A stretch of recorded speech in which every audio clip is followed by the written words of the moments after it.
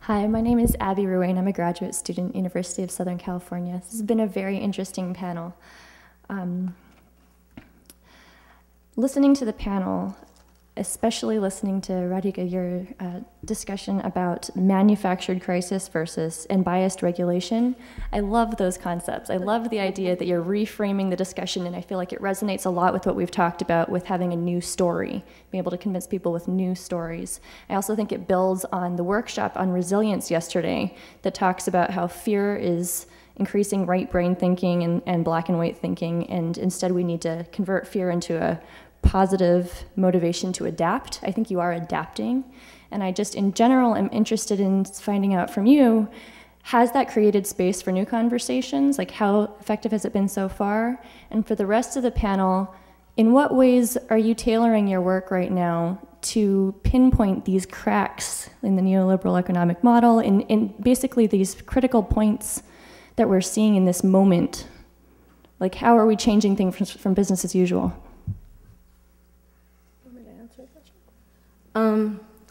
We just came up with it 3 weeks ago. So I'm glad you liked it. I mean, I remember when James and I were sitting and we both kind of just had this aha moment. We're like, manufacturing crisis, bias regulations, this is so cool, let's use it.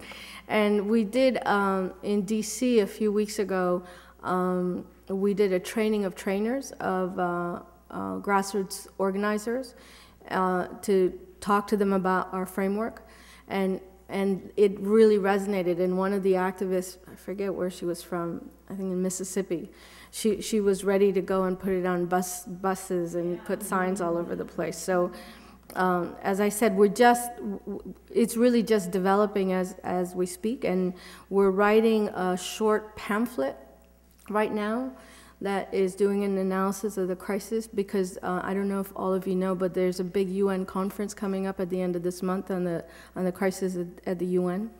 And on the 20th, next Saturday, there's going to be the Voices of the People on the crisis. And so we're trying to create this pamphlet to distribute in the Voices of the People, and then also at the UN meeting.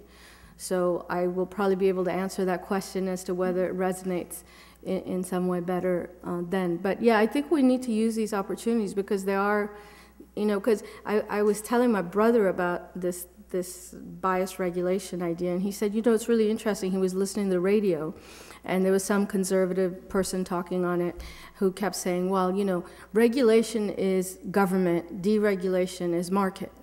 And what this does, it says both of it is government. And so it messes with that argument that, somehow it's private sector, individual liberty versus the state that's sitting on you. And what we're trying to say is the state sits on you in different ways and in different interests. So, yeah, thanks. I'm happy. Hi, my name is Agunda Okeo. I'm a former ENCRO intern and a student at Smith College. I'm originally from Kenya, and I grew up in New York. And progressively, as the world opens up to its own self, it's recognizing that we're a lot more mixed up than we thought we are. We're actually a lot, the fact that the current president has a Kenyan father actually helps people understand me a lot better, because they see me and they expect me to have an accent and be from some sort of very difficult background and whatever, but my mom's an anthropologist, and and we've had our trials, but they're a different kind of difficulty from being intelligent and the problems with that. But anyway, so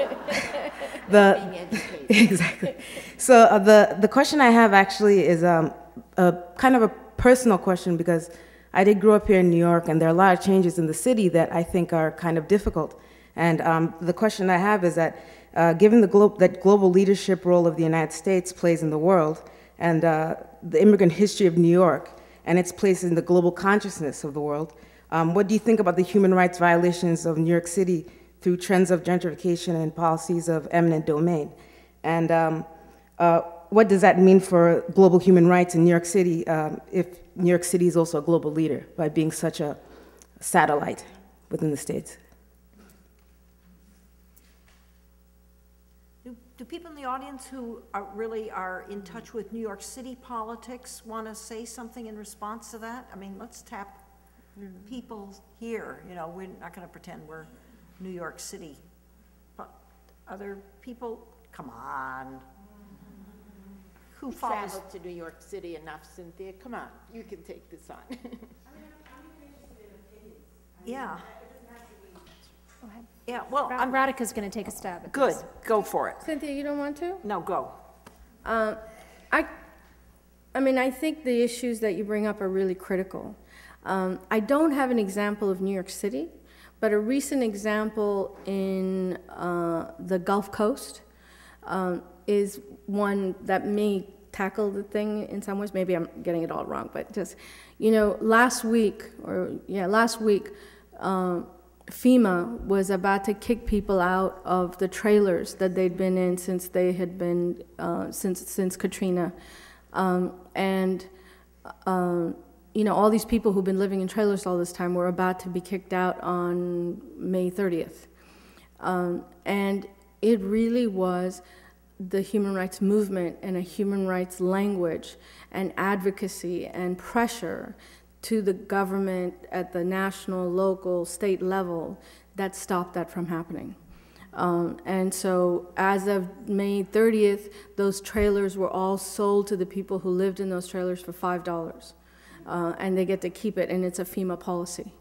But the people whose trailers are on the land that they already lived in get to stay there, but the people who are, you know, in trailers that are in other land that they don't use, they're already starting to figure out a way to let them stay there.